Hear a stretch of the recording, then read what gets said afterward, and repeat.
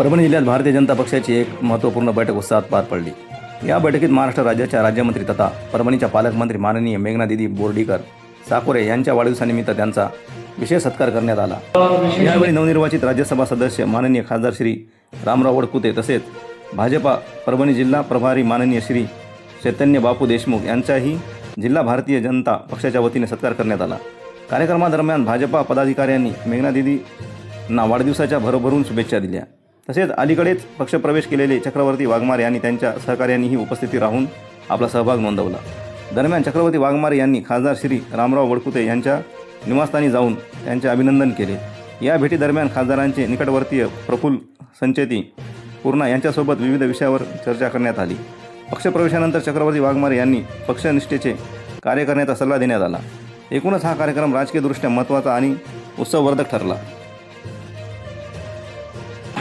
बैठकीसाठी खास या ठिकाणी उपस्थित असलेले आपल्या जिल्ह्याचे प्रभारी आदरणीय चैतन्य बापू देशमुख जी ज्यांची नुकतीच राज्यसभेवर वर्णी लागलेली ते आदरणीय रामराव वडकुते साहेब या ठिकाणी उपस्थित आदरणीय वडकुते साहेब आपल्या भारतीय जनता पार्टीचे अध्यक्ष संतोषभाऊ भोंगे उपस्थित संतोषभाऊ वडकुते व्यंकटरावजी ताजे मंडळी डॉक्टर केदार खडीन साहेब पंडितजी दराडे ऋषिकेश चौधरी भीमरावजी वैभव सरिताताई पारवे आपल्या मिलिंद सावंत आपल्या महिला मोर्चाच्या सगळ्याच झालेल्या पदाधिकारी सगळेच जमलेले सर्व पदाधिकारी खरं तर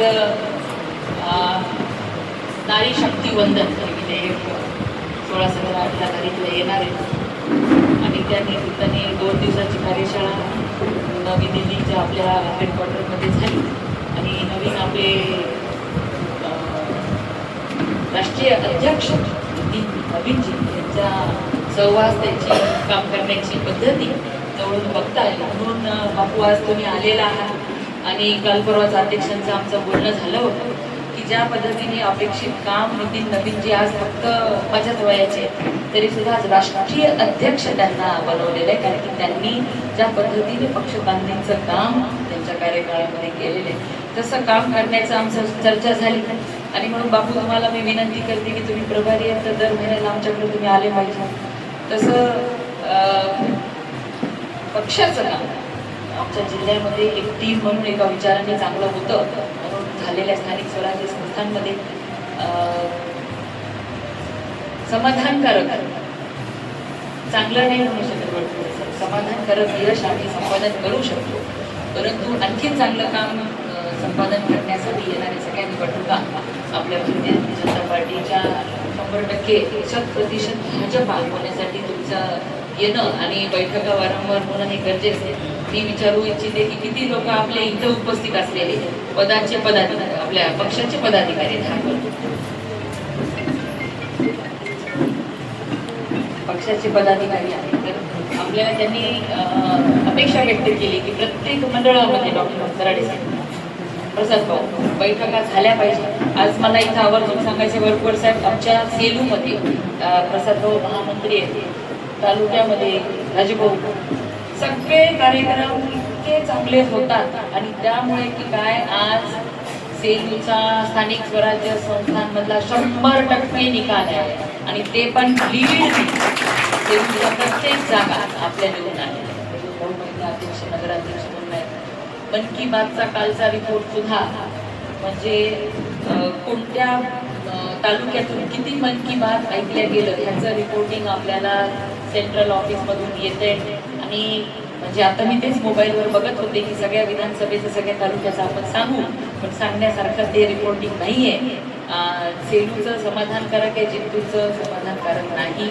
फक्त महिला मंडळी इथे आमच्या शोभताई येतात जिथं जिथं महिला मंडळी वडकुते साहेब आपल्या ॲक्टिव्ह आहेत तिथंच मन की बात होती की सरळ लॅबवर अपलोड होती पण आजच्या ह्या बैठकीमध्ये आपल्याला विनंती करते की जे पदाधिकारी आहेत ते पण आणि जे आपले बूथ प्रमुख असतील शक्ती केंद्र प्रमुख असतील किंवा पक्षाला मानणारे सर्व सदस्य असतील कंपल्सरी मन की बात आपली झाली पाहिजे, काम झालं पाहिजे. आता आपण स्थापना दिवसाचे कार्यक्रम साजरे करतोय.